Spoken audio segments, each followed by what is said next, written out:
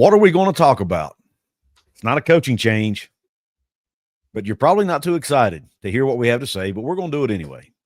Jonathan and I are here on episode number 17 of the Gold and Blue Breakdown Show as we prepare for a 4-6 team who is a favorite to beat West Virginia to come into Morgantown this Saturday. And the game will be at 3:30 p.m. Eastern Standard Time. Will air on ESPNU. They're sticking us on ESPNU. That's how much they think of West Virginia this year. What is up, Jonathan? Yeah, Couz, how are you? So, I guess I knew it, but until you said it, it's what a world where West Virginia is an underdog at home to a team that is 2 games below 500. What a world. Yep. But here we are. Here we are. It's tough times, my friend, in West Virginia world. It's been a rough season. We always kind of preview or recap, I guess, the game last week, and it's just kind of the same old, right? Yeah, it is, man. And that's what we're going to do that here in just a second. But before we do, let me give a quick shout out to my sponsor. We'll be right back. Since 1931, the attorneys at Katz, Cantor, Stone Street, and Buckner have been the voice for victims who have suffered serious injury or death. They have a fierce passion for truth and justice and a sincere compassion for those who have been wronged by others. Whether you have been in a car accident or fighting with an insurance company, or you or a loved one has suffered serious injury or death due to medical negligence, we will ensure your voice is heard loud and clear. Katz, Cantor, Stone Street, and Buckner will ensure there is justice for all West Virginians because we are your lawyer, your voice. Visit us at yourlawyeryourvoice.com. All right, Jonathan, let's go ahead and kick it off with our Baylor recap, man. What are your initial thoughts? You were at the game, weren't you? And so was I. So we both got to witness this live and in person. What are your thoughts? Yeah, we were both there. It was my first trip up this year, as maybe not a lot of people know.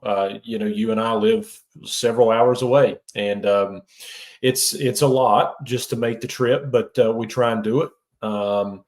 So got to witness it in person. Yeah,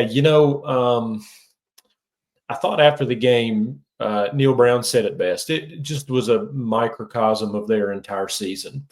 There were times, the opening drive of the game, West Virginia took the ball, went right down the field. It should have looked pretty easy, actually, scored.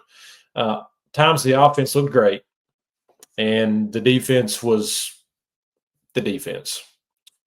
Second half, there were times that the defense looked really good, got 3 stops in a row, I believe. Offense just couldn't get going. Special teams, which – I love special teams. They've been good pretty much all season, and Ed wasn't so good. I tell you, you know what my biggest takeaway was? And again, you were there. I think it was just, and it's just kind of going off just the game itself, but was just the atmosphere, conversations, just not all that interested. It at least where I was, it seemed more social hour than it was, and there was a good crowd there.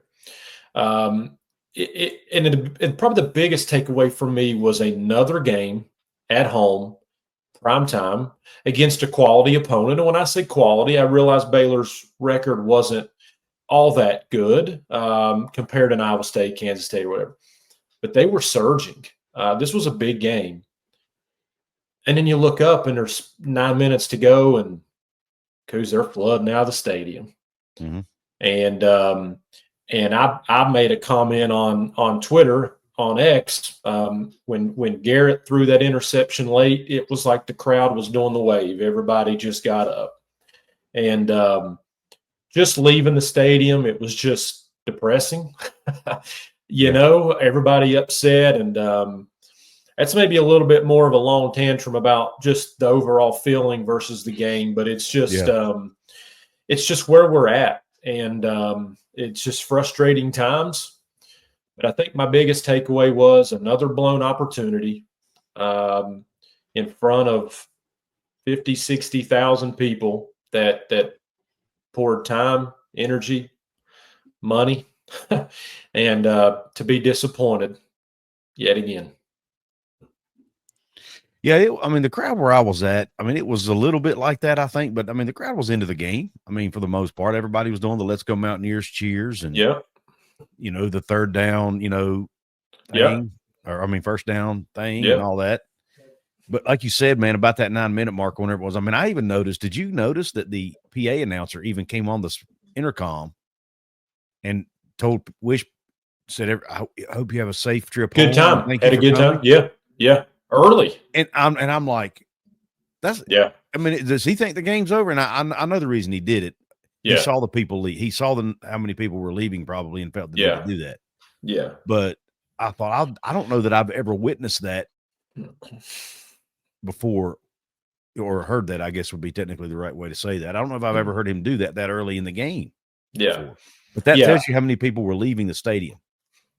Yeah. And I think that the crowd, and I want to be clear, and it actually adds more to the frustration as the crowd showed up for this team. Mm-hmm. They had a lot of reasons to not. And it was cold. I was going to say it was cold. It was. And so they were there and they were energetic. It was almost just deflated also, if that makes sense. That's a great way to put it. There was some apathy. There was some apathy amongst the family. Yeah, and it started early. It went from West Virginia got the ball, they drove right down the field, and everybody was just excited, and the crowd was into it. And then I don't have the stat in front of me, but it seemed like Baylor took the ball, and in 4 or 5 plays, bam, bam, and then it was just, and that was just a constant. It just as Neal Brown said again, it was a microcosm. What has been good previously wasn't good, and then when something actually went right, something went wrong. And real quick, I want to read a quote that he said that just kind of, he said, "We've been inconsistent, and that's why we're a 5-5 team. At times this year, we've played well on special teams. At times we've played well on defense, and at times we've played well on offense." And then he said, "So why not here at the end to put it all together?" And I thought that kind of went along with what I wanted to say about the recap. Why not here at the end? Because you're 10 games in. You know, it's a little late. And, you know, fans don't want to hear why not now. You just don't want to hear it when you're guaranteed, I believe, a losing record at home. And you might know this. Shame on me for not. I saw the stat. It was the first time a guaranteed home law or record, losing record at home in a while. Long time, yeah. And I just think that the Baylor game is symbolic of the entire season for so many people. And it's tiring and it's deflating.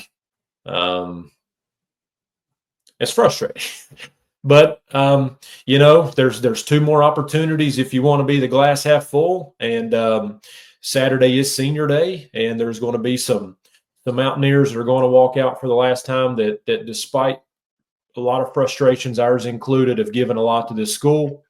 And so I hope they can go out with a win. Yeah, and it could end up being one of the lowest attended games in recent memory. The weather's going to be bad. Students are going to be out on break, and the fan base is worn out. Yeah. Those 3 things combined are going to make for probably and I hate it for the seniors, but I mean, that's just where we are right now. And, you know, unfortunately. Yeah. Yeah. It's a good point. Worn out's a good way to put it. Yeah. And I think I was telling message or putting something on Twitter today or DMing somebody. I don't remember, but this is the first time I can remember that I don't care if they make a bowl game or not, Jonathan. Yeah. Normally I'm excited no matter because I want to watch him play one more time. Yeah. It's almost like I'm just ready to get this thing over with. Yeah. It's kind of weird. Well, and in today's world, it's like, what are you I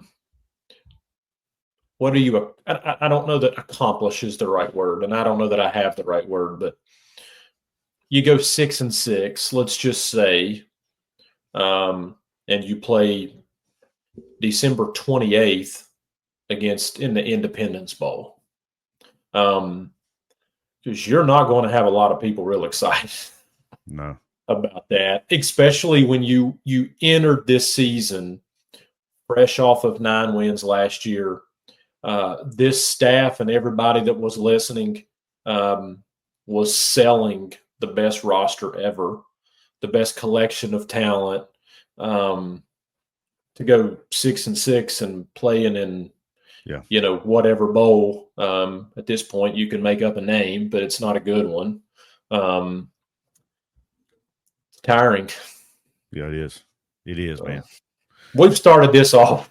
Yeah. If you stuck around for the first 11, 12 minutes, we really appreciate you. It'll get better. And I hopefully we haven't drove you to drinking before the shows. If you're a non-drinker, hopefully we haven't driven you to drinking before the show. Yeah. So we're sorry, but we haven't discussed this before we started talking. It just But here's the beauty of it, Couz. I think you and I are having the same conversation. It just happens to be in front of thousands of people right now. Mm-hmm. But you and I are having the conversations that people were having everywhere. Oh yeah, that are diehard, loyal Mountaineer Nation. They're having these conversations. They're going to have them during the week. They're going to have them on social media. They're going to have them at Thanksgiving. They're going to, And so we just happen to be doing it here in front of thousands of people. But, I think we're sharing feelings of a lot of people. Yep. A lot of people. Agree, man. Agree. All right. Let's go ahead and do what I coined last week, the breakdown countdown. It's 3 keys to victory for each one of us, 2 key position battles, and then 1 player to watch. And then at the end, we'll do our score predictions. Jonathan, what's your first key to victory for the Mountaineers to get it done over the Knights? Yeah, so it kind of comes along with what we were just discussing, and I think it is who wants it more? Which team? You've got 2 teams that haven't had the seasons that they wanted, right? Both of which are trying to get to a bowl, even though we might kind of be discouraged about which one it is. I think both teams are trying. Mm-hmm. Obviously, it's not been the season for West Virginia, particularly at home. They get one more opportunity. For UC and for UCF, they've got two more games as well. Here's the funny part. When I started looking at schedules and talking to some people before we did the show, both teams feel like the key to getting a win or getting to a bowl, even though there's 2 games left, is this week. Here's what I mean by that. West Virginia's got to go on the road next week against Texas Tech. Well, that's a good thing, right? Yeah. Well, I guess it depends. Not in Lubbock, man. No, and hey, I'd go all the way back to episode 1 of this show, because we talked about when we broke down the schedule, when we thought West Virginia was going to win 9-10 games. Yeah. Neither one of us were thrilled about ending the season in Lubbock. Right. What does Texas Tech do really well? They throw the ball. What does West Virginia not do? Defend it. Yeah. So if you're West Virginia, this week is huge to get to a bowl game. Conversely, if you're West Virginia, or if you're Central Florida, they've got 2 left they've got to get. They actually feel like they can get it next week. They got Utah at home.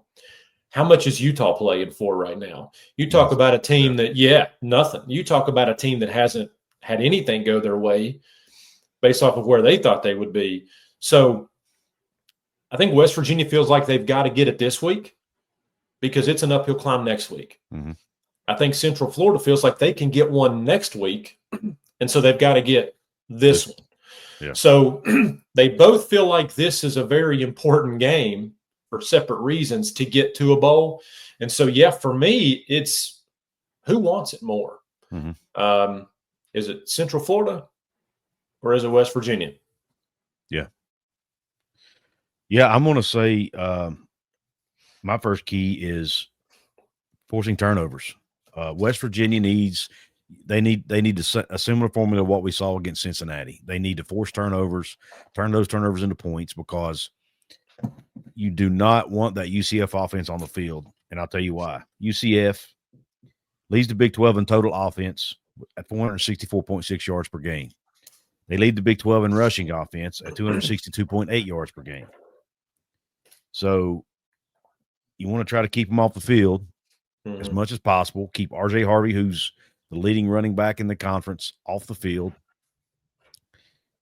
because they obviously can't score on you if they're not on the field, right? So West Virginia needs to get extra possessions and control the football as much as possible in this game, and try to keep that defense on the sidelines, as bad as I hate to say it, but I think that's critical. Yeah, I agree, and I've got some points on that too. But yeah, you're going to have to get something out of this defense. Yeah, somehow, some way, we don't need to go over that again. It's been dreadful. But somehow, some way, this defense is going to have to reach within and give them something. I do think, and I'll kind of talk about that a little bit later. I do think there's some opportunity there, actually. But yeah, certainly. You've got to get something, and it's not giving up 40. I can promise you that. So yeah, we'll see if they've got it in them. What's your key number 2? Yeah, and you kind of talked about it a little bit. I think it's contain R.J. Harvey, their running back. Just over 1,300 yards on the season, 19 touchdowns. Because these are some of his numbers. 196 yards against Iowa State, 184 against Arizona, 180 versus TCU. And this stuck out to me. He's rushed for more than 100 yards in 70% of their games. That's getting it done. He's third in the country. West Virginia has played fairly well against the run. Not so much last week against Baylor, which was kind of a surprise, I think, to both of us. Yeah. But I think I don't anticipate UCF to throw the ball as aggressive and as successful as maybe a Baylor did last week. And so I think you could maybe take a little bit more chances there, and you just really have to force UCF quarterback to throw the football. But R.J. Harvey can get it done. He's proven it over and over and over throughout his career. So you've got to contain him. You're not going to stop him completely, but you've got to limit him versus those 160, 170, 180 yard rushing performances. Right. I agree with you 100%, man. He's probably the best back. He may be the best back they'll play this year. Now they do have Taj Brooks next week, so he may have an argument for that. But man, RJ is something else. He's good. My second key is winning on first down, especially on the defensive side of the ball. Yep. I heard Jeff Coons talk about that in his presser this week, how they were giving up so many yards on first down that they weren't able to get stops on third down. They were in way too many third and shorts. And against a running back like R.J. Harvey, you will get eaten alive on third and short. I mean, it's not going to happen, right? Because you want to keep them in pass. They don't like to pass the ball as much. They're a running team, so you want to keep them in. You want to try to put them in as many passing situations as possible. So you need to win on first down. And when you look at the stats there, West Virginia is 13th in the Big 12 in first down defense. So not good. Yeah. They're giving up way too many yards on first down, which is, it kind of ties into they've been struggling on third down. It ties right into that, right? Because if they win on first down, then it means they have short yardage on third, right? And then conversely, UCF is first in the Big 12 in first down offense. Now, I'm sure R.J. Harvey's a big part of that. They can get, you get a lot of yards on the ground. He's averaging 6.8 yards a carry. If you're getting yards in chunks on first down in the run game, then obviously it makes your life easier. But West Virginia needs to win on first down on both sides of the ball, really, but especially on defense in this game. Yeah, I agree. And I feel like it always happens once every show, but that leads right into me. I wrote down be aggressive early for the defense, and it's pretty much exactly what you're talking about. You cannot get into 3rd and short against this football team, and like you said, mainly because it's going to be RJ Harvey's show. Central Florida's went through 4 quarterbacks this year, I believe. Something like that, yeah. At least 3. At least 3, and I think there's a 4th one that has E.J. Colson, a freshman, played some. So they've been through 4. They feel like they've found their guy. We'll talk about him a little bit here coming up, I think. But, so for me, and I just kind of segue in, mine is be aggressive early. It's a key to victory for this West Virginia defense because you need to force Dylan Risk, their quarterback, to throw the ball. They're not a huge passing team. They definitely don't like to go deep as much, and they want to give. If you get into a 3rd and 3, 3rd and 2 against this offense, chances are they're going to pick up the first. So I think the West Virginia defense has to be aggressive in early downs. So I agree with you. Yeah. Yep. So that was your 3rd one, right? Yeah. My 3rd one is scoring in the red zone. West Virginia has got to score touchdowns in the red zone. Yeah. UCF is last in the Big 12 in red zone defense. Their opponents have gotten into the red zone 35 times. They've scored on 32 of those 35. Wow. It was like 81% or something, a huge number. 22 of those 32 have been touchdowns. Conversely, West Virginia is 2nd in the conference in red zone offense. Red zone offense, 36 of 42 with 31 touchdowns. That's a really good percentage for West Virginia. So if West Virginia can take advantage of that, that will help them in this game, which means they have to sustain drives and get to the red zone so they can take advantage of that lackluster UCF red zone defense. That's what they're going to have to do. And that, to me, that kind of can play into West Virginia, what they like to do. They like to run the ball. They like to be methodical, run clock, that kind of thing. That might play well here in this game. We'll see. If they don't shoot themselves in the foot too many times. But I think that's the key, is getting in the red zone and scoring touchdowns when you get there, because I think UCF will allow you to do that. Yeah, and agree, and shame on me for not knowing exact number, but it seemed like that was an issue last week.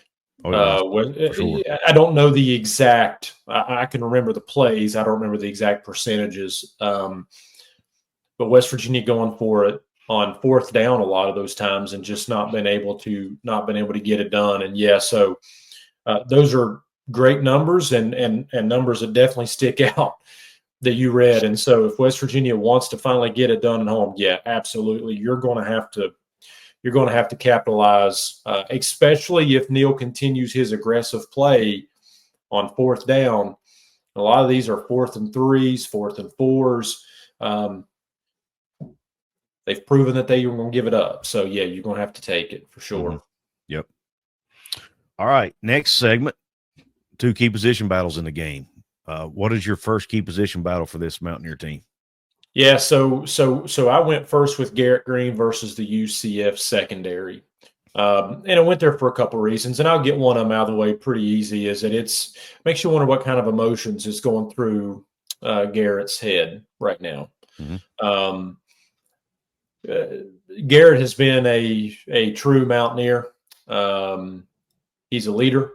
He's a warrior. But I think even he would say this has just not been the season that he wanted. Right.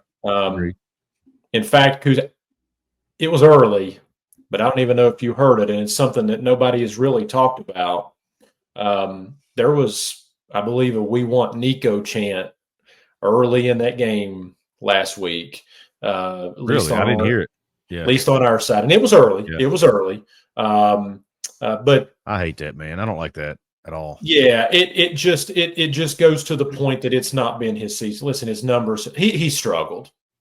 I mean, let's just call it what it is. It's not been the season he wanted. So I wonder where he's at mentally. But more to the point, it's the film is out on him, right? He made another mistake last week, throwing that interception late in that game. I mean, you could argue that the game was potentially out of reach, but you never know at that point. It was just a bad decision, and he's continued to make bad decisions. Now, having said that, UCF can give up some pass plays. Their secondary, Couz, is banged up. Brandon Adams, their top cornerbacks, missed a couple games. As we're recording this, they've not made a determination on his status. Okay. But he is their top cornerback. He's missed the last couple games.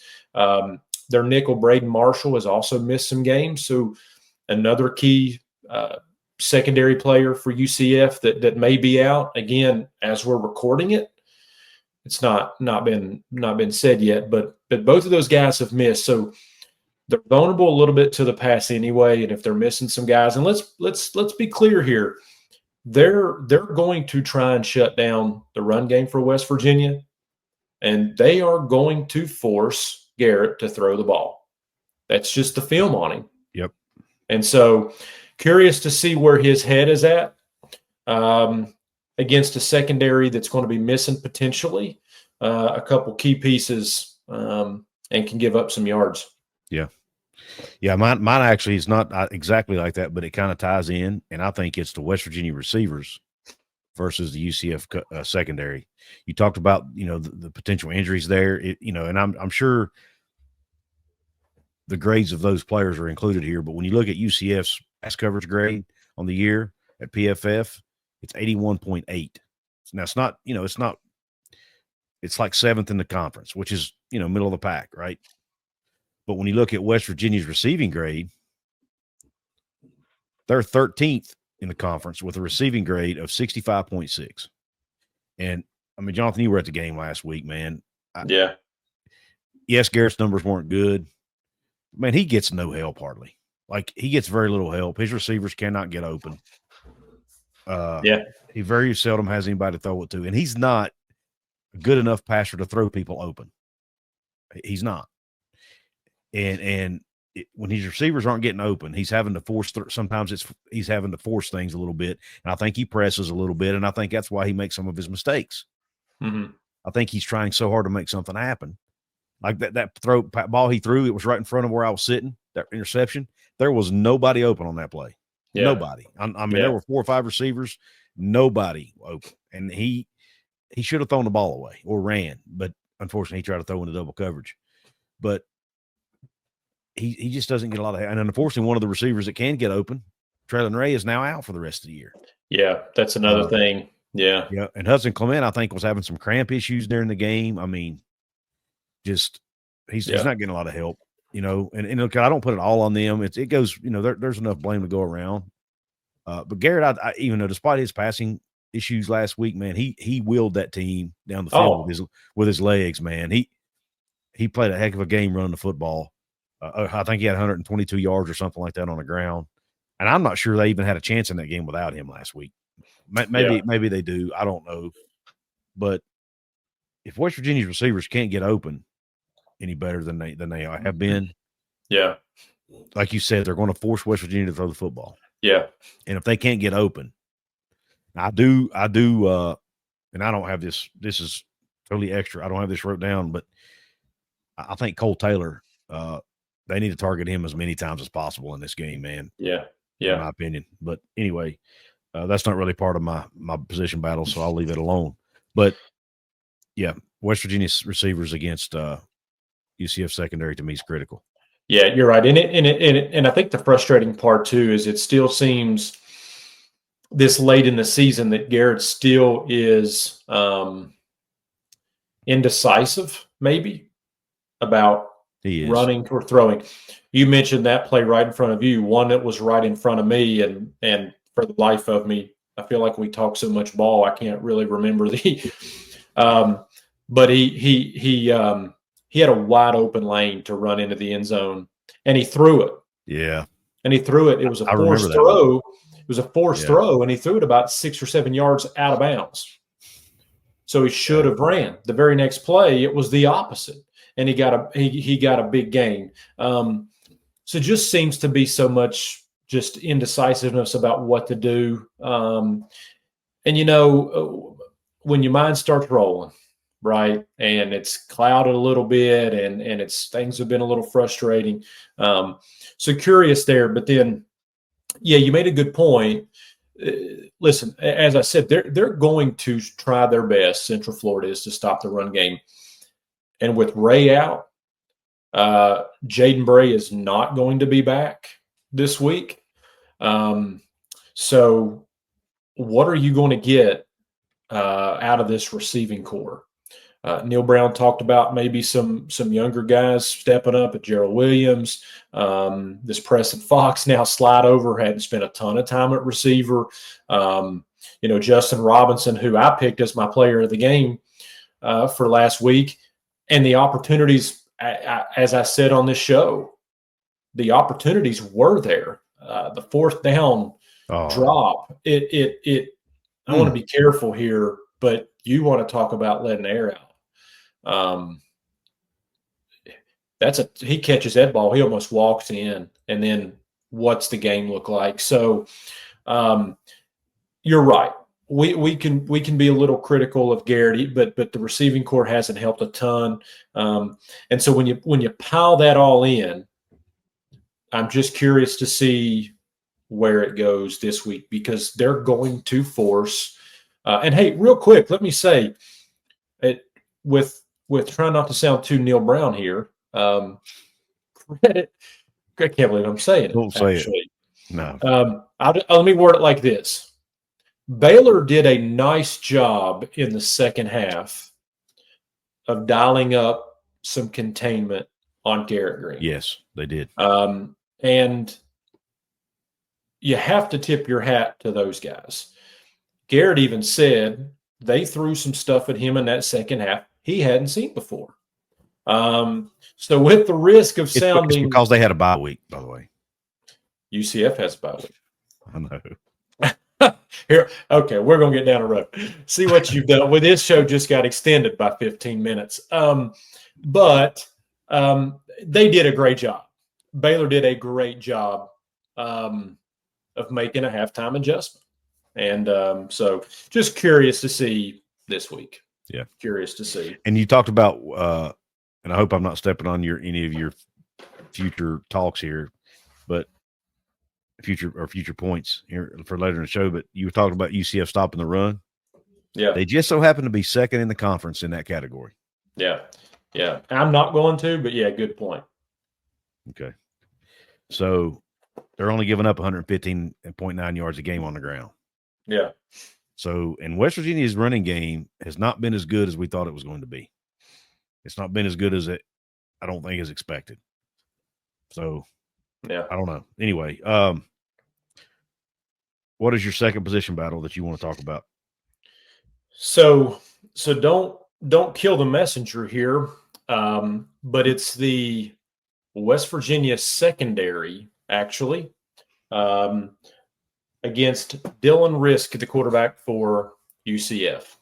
And here I'm going to go a couple different ways with this, and actually put this out on X today as I was studying some notes. For some context, out of 133 teams, West Virginia ranks number 127 in pass defense, 128 in pass efficiency defense, 126 in opponent third down conversions. You touched base on that earlier. Number 117 in interceptions, and number 101 in turnover margin. Because that's scary. That's not good. UCF only averages just over 200 yards per game throwing the football. Now, a lot of that's because they want to feed R.J. Harvey.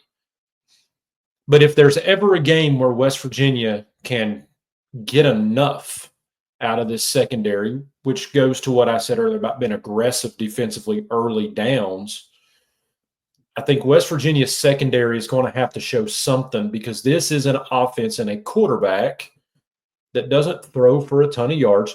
his completion percentage is really good. It's 72, almost 73%. Right. But I think that the defense there's some opportunity here for this defense. And I say real quick, it's kind of off topic, but this kind of jumped out at me. When I was looking at some of Dylan Risk's splits this year, in fourth quarters, 80% completion rate, no interceptions. Yeah. The PFF grades reflect that too, by the way. Yeah, that stood out to me. So he doesn't get rattled easily. At least not based. Now it's a short sample size. He's only thrown 70 passes. Yeah, okay? Great point. So we got to take that into account. And you talked about they don't go deep a ton. Right. But when they do, they're usually successful at it. Mm-hmm. He's thrown 4 touchdowns. 3 of them have been 20 yards plus. Yeah. So he's efficient when he does throw it deep. So I just thought the secondary can play with. It's hard to say confidence after some of the numbers that I read off to you, but I feel like if they can maybe breathe a little easier, this could be the game. And in a game where you're probably going to need them, there's an opportunity here. But believe it or not, West Virginia secondary had one of their highest coverage grades of the season last week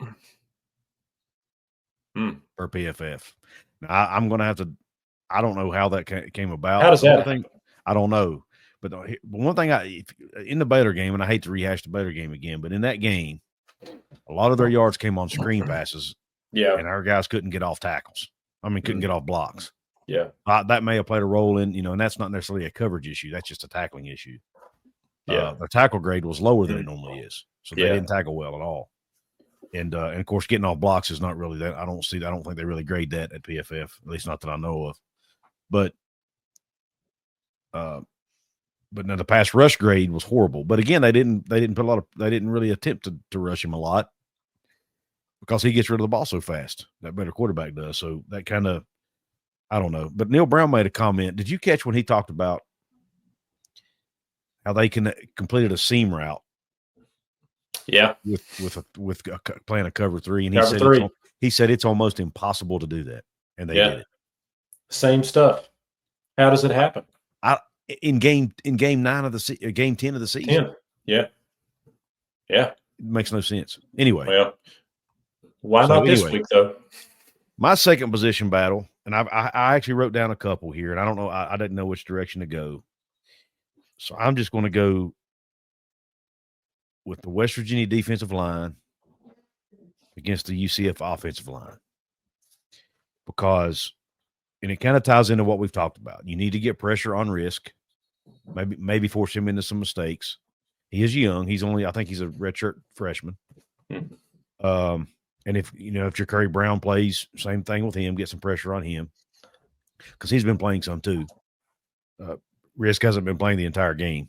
At least he didn't the last time. But get pressure on that quarterback. Try to force him into some mistakes.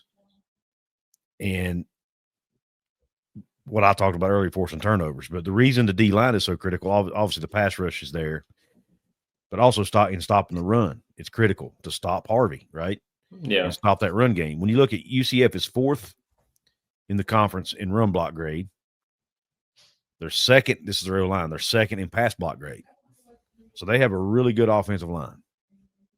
And so that Western defensive line needs to play one of their better games this year and try to win some one-on-one battles up there. And they're probably going to have to get help from some linebackers and maybe even, and obviously, the edge rushers as well. But to try to, win some battles against that UCF front, because they are pretty good.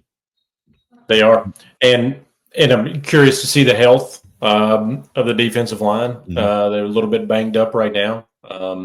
And so, again, it goes back to the opportunity word. You're going to have to get some contributions. And if you're not going to be able to get it through the secondary, I think you might actually this game. But if you can't, to ease a little bit of pressure off them, you're going to have to get a little bit up front. And so, be curious to see, again, with the health of this defensive line, how much they'll be able to help. Yeah. Sean Martin came off Gimpy a couple times. TJ, I don't know if TJ got hurt again in that game or not, but But yeah, I saw several guys. Most of them came back in the game later, but are they 100%? Yeah. So great point. Now, I just I'm not going to spend a lot of time on this, but I'm just it's just a bonus.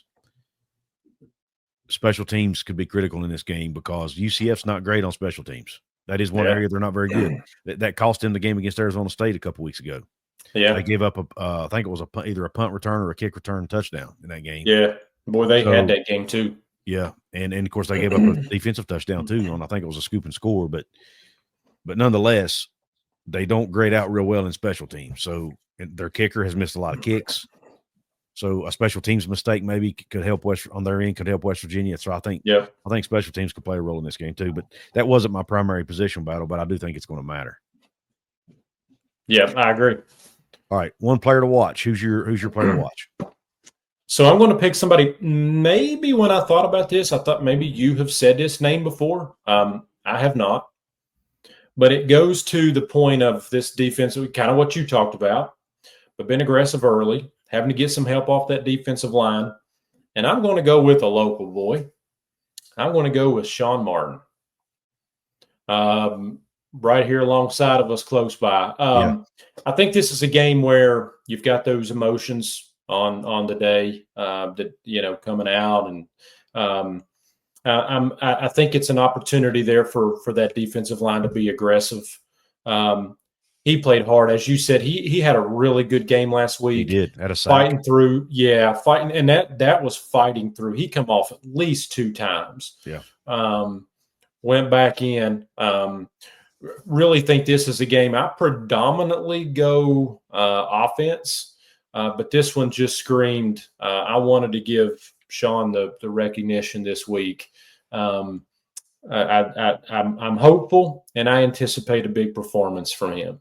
Well, I mean, and he is going to be critical in helping stop that run, so that's a good call there. Along with Former Mulvin, Sean. Some of the things Sean doesn't show up in the stat sheet. Yeah, sometimes he takes on 2 guys and allows some of his linebackers to get in there and make plays, and it's even helpful. It's helpful Former Mulvin out have some big games too. Yeah, they kind of work off of each other. So yeah, he did have a good game last week, and I was glad to see that for him. He played his butt off.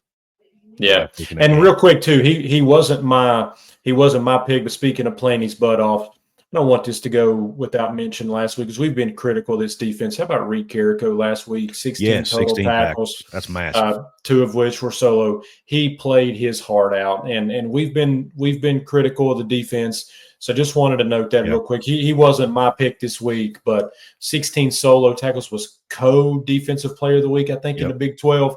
Yep. Hats off to him.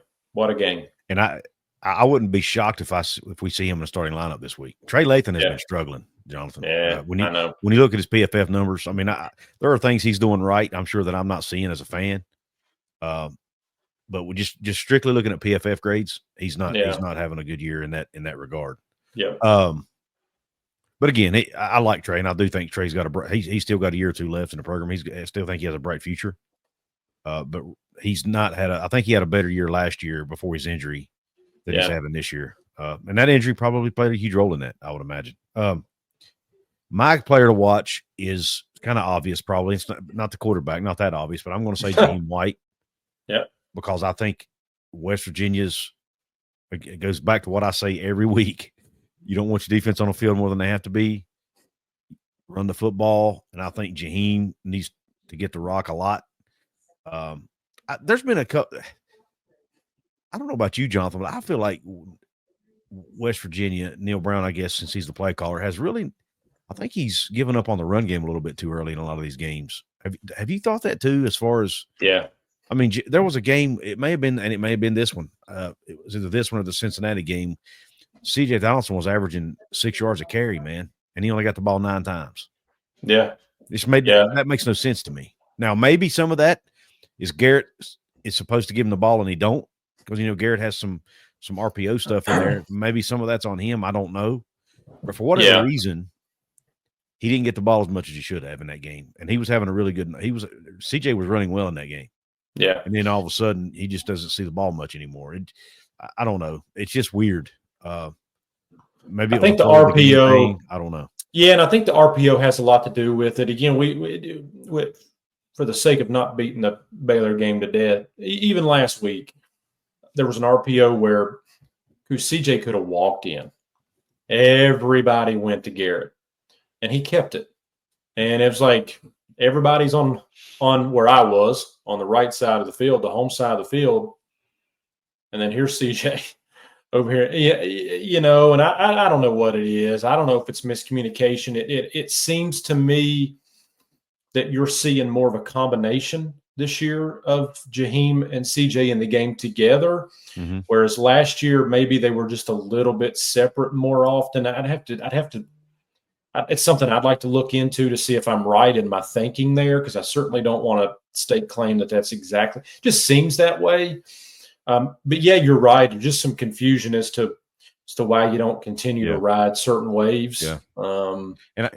And I said Jaheim was the player to watch. I mean, it really could go either way, either CJ or Jaheim. But Jaheim's normally been getting the starting nod, so I went with him. But West Virginia they have to run the football well in this game. Have to. It's not even a question. As a matter of fact, they have to do it every week because it's who they are. It's their identity. And when they can't, they don't have much of a chance. I mean, and whether it's Garrett or the running backs, they've got to run the football well, period. Yeah. And, talking about running the football, and it just kind of popped into my mind again. I feel like we just two guys having football talk here. How about Nick Malone and how good he was and how good he's been? Absolutely. His PM, I don't have it in front of me, but his grades are unbelievable this year. Just an impressive young man that has just got in the program, and he's worked. He's been coached. He's developed. What a find there. And going to need another big performance out of him, and there's no reason to think you won't. But Nick has been really well. He's played really well this season. His overall grade is 81.5. Wow. I knew it was high. I didn't quite know how high. He's only had 2 games. He's only had 2 games below average this year. Average is basically 65 and up. And those were the Iowa State game and the Kansas State game, believe it or not. He had 57.9 and 59.6 respectively. But man, against Baylor, he graded out. It was his best game of the year. Yeah, 83.7. Yeah, I mean, he's been overall really, really good. Yeah, really, really good. So, yes, Neal Brown said, I think it was last season during one of his pressers, he said Nick Malone's an NFL talent. And when he said that, I ain't gonna lie, I kind of brushed it off as like, yeah, I don't know, man. I think he might just be trying to, but maybe he is. He's played really well. Yeah, really well. Guy, didn't he used to be a walk-on, or am I wrong? I don't know. I want to tend to agree with you, but I'm not 100% sure. Listen to his career trajectory. 2020, his overall grade. Now, he only played a few snaps in 2020, but his overall grade was 60.4. 2021, again, didn't play a lot, 58.1. 2022, played a little bit, 70.9. Last year, he obviously played a lot more, had a 64.7, so he was right there, but he had a 72 in pass blocking. And then this year, he's jumped up to an 81.5. So just a huge, huge jump. Wow. Throughout his career. So hats off to him. Credit to him. Yeah, he's been really good. Yeah. We got to point out there's been some positives on this football team, man. We get into into the doom and gloom mindset, and which is normal as a fan, but there have been some. Josiah Trotter's played well. Wyatt Milam obviously has played well. Nick has played well. There have been a lot of guys. I'm afraid to leave somebody out, but there have been a lot of guys on the team that have played good football. Yeah. Unfortunately, there have been glaring mistakes at terrible times in games, and there have been guys that just haven't stepped up that we thought would step up. That have been key pieces. So that are still haunting us in week 11. Yeah. So, all right. Now the fun part, John. What's your score prediction for the game?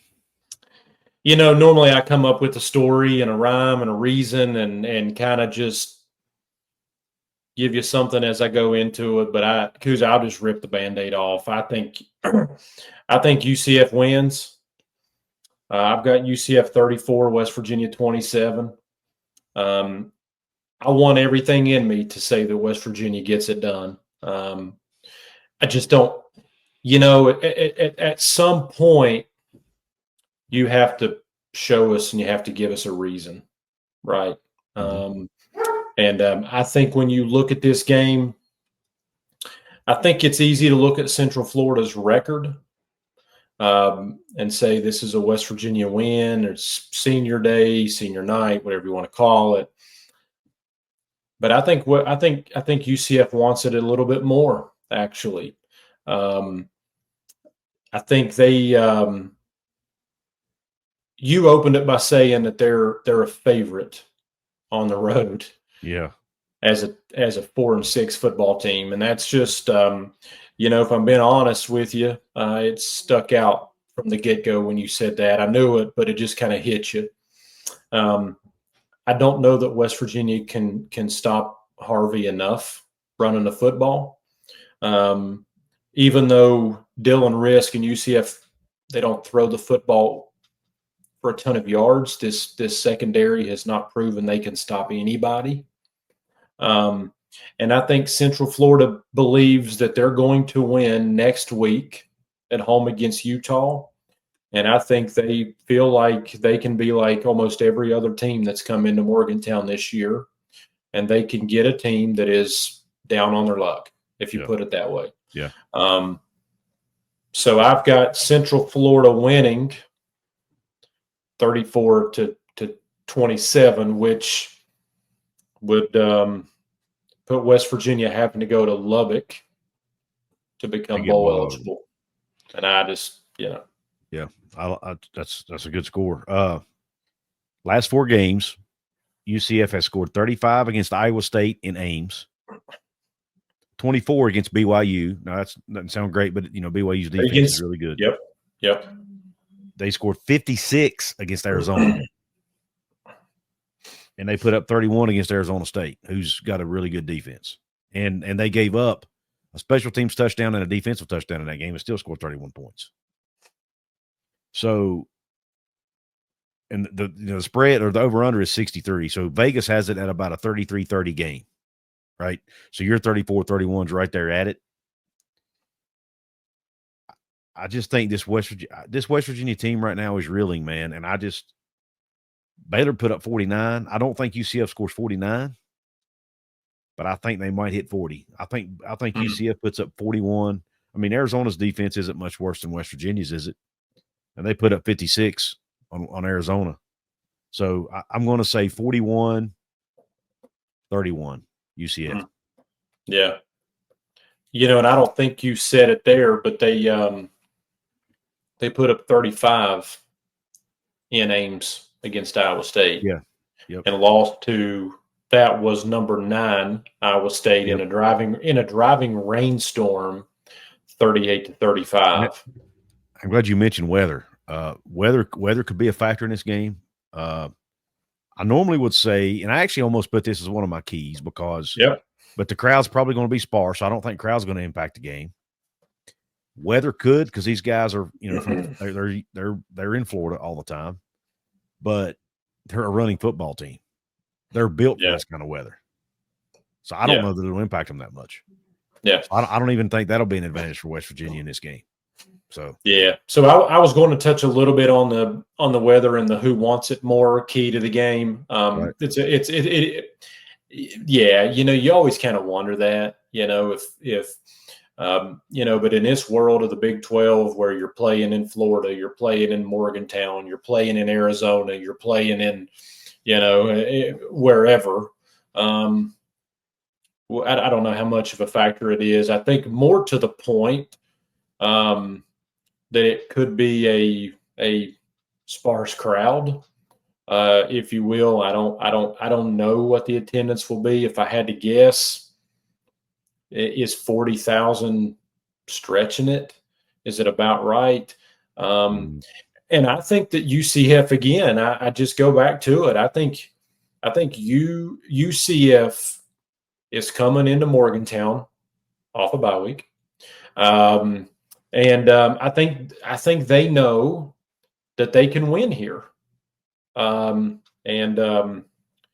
just, at some point, West Virginia's got to show it. And regardless of what Neal says, why not this week? I'm just not buying what he's selling. Mm-hmm. Yeah. Because if this was week 3, maybe week 4, I'd probably buy some stock, but I'm not doing it this late in the season. Let me read you a tweet here. This is just one example of the fan base and their mindset right now. This is from Mountain Mama Living, who's a very popular West Virginia fan on X. Her and her family and friends, whoever. She has a large group of people that goes to every game, and they tailgate, they hang out. Yep. Oh yeah. She's season ticket holder. Yep. Here's what she said: literally, no one from our group is going this weekend. You're talking 15 empty seats. We're just tired and worn out. We're done for the year. And that's one person, one group of people. I guarantee you there's a lot of them. And Couz, I read that actually. And if you're looking at what I was looking at, she actually quoted somebody that I do not know that claims to be a season ticket holder and said they have only missed one game. And that was due to the death of a family. Yeah, I'm reading that right now, actually. You're right. I saw that actually before we came on, and in reviewing some of my notes, it's funny you saw that. I think that's because that's a trend. I've seen on other social media sites that I don't frequent as much, selling tickets. I don't know what you're going to get out of the crowd. I do hate that it fell on Senior Day. Yeah, because I think you've got a lot of Mountaineers, and that kind of even goes to a whole nother topic, is Neal's comment about should Senior Day be early in the season. I don't know if you caught that, but that's another debate. But yeah, he's talked about that before, though. Crazy enough, and I'll tell you what, crazy enough, I don't hate the idea. I don't hate it, but I think if we're just been open about it, I think there's not going to be many people there because people are tired. They're frustrated, and I'm going to take it. I'm going to take it another level if we've got another minute here. All the time you need. I think people feel like their voices aren't heard. They do. Absolutely, they do. I think that people. When I say people, fans, and between you and I'm not patting anybody on the back here, but between you and I think we've got I think it'd be fair to say we've got a pretty good pulse on Mountaineer Nation. And it's not some fake people. It's not fake accounts. I can personally testify that it's not people claiming that they've got season tickets and they don't go. It's not people who live in overseas and they're not coming anyway. These are actual people that put their money, their time, their expense, because we talk to them. And I think what's going on right now is you've got a lot of frustrated Mountaineers out there that feel like they're not being heard. That Neal Brown, there's one thing keeping them from making a decision, and that's a dollar bill. And I'm not trying to advocate for anything. I'm just simply saying the biggest frustration is I think that people feel like they're not being listened to. They don't know how to voice it. They don't know how to vent. And what does it matter? It's probably not going to change. Yep. And I think that's the feeling. And it's not to be overly dramatic, but it's heartbreaking. It's heartbreaking to see people like her and the fan that she talked about saying, I've missed one game in however many years that was, and that was because of the death of a family, but I'm not going. We deserve better, man. That's a fan base. And that's what this person said. Not counting the amount of money I've spent on away games and bowl games. We are being failed right now. This fan base is special and deserves better. Yeah. And I could read you the comments of my comment last week leaving, getting home from Morgantown at midnight when I had to be up early the next morning, and the comments that I received back from people that just said, I don't know if I can keep doing it. Well, yeah. I almost didn't go, but I had a ticket. My son-in-law wanted the other ticket, and it was my future son-in-law actually, and it was a chance for he and I to spend some time together.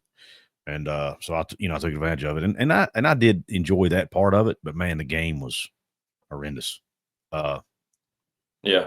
And I'll be honest with you, I'm it's too early to know, but I'm contemplating what am I going to do next year. I don't know yet. There's some really exciting games too. Colorado and Utah are both coming to Morgantown next year, man. And Pitt.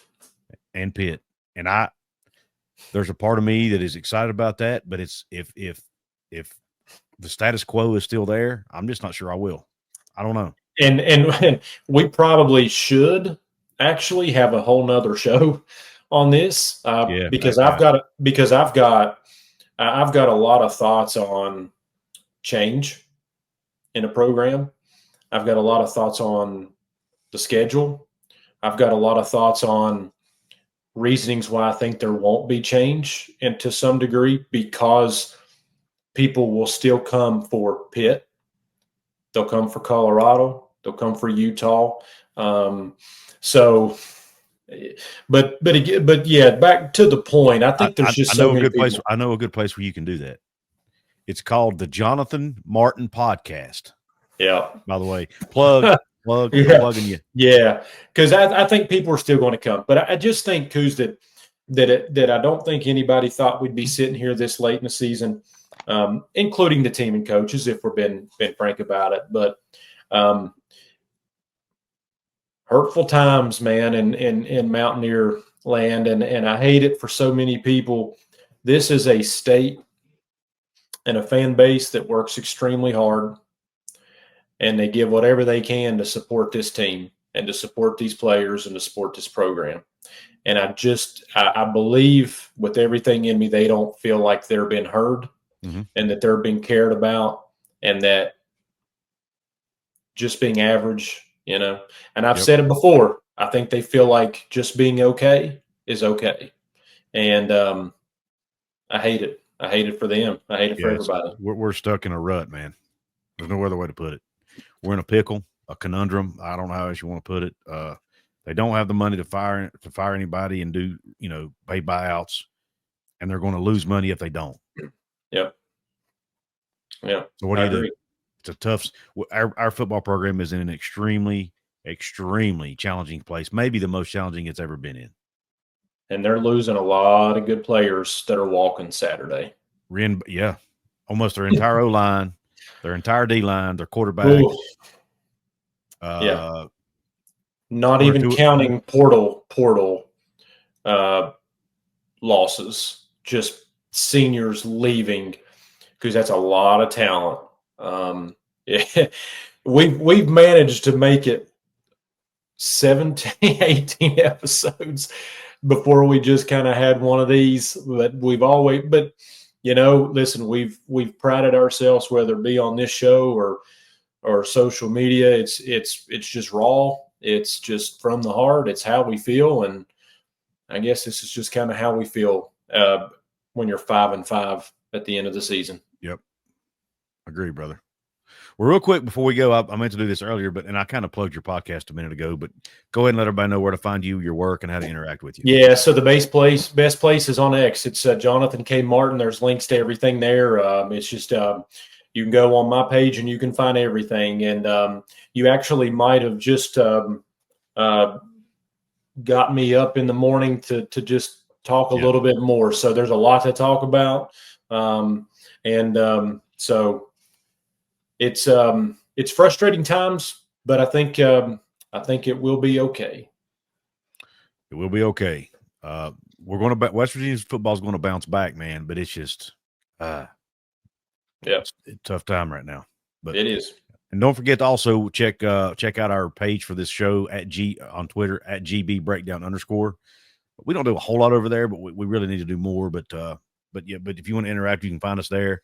Obviously, I'm at Couz 206 at COUZ 206. So check me out there as well. We appreciate you guys tuning in to this episode of the show. We will be back next week. We're like a marriage, man. We stick through thick and thin. So we will be next week. Thanks everybody for tuning in, and go Mountaineers.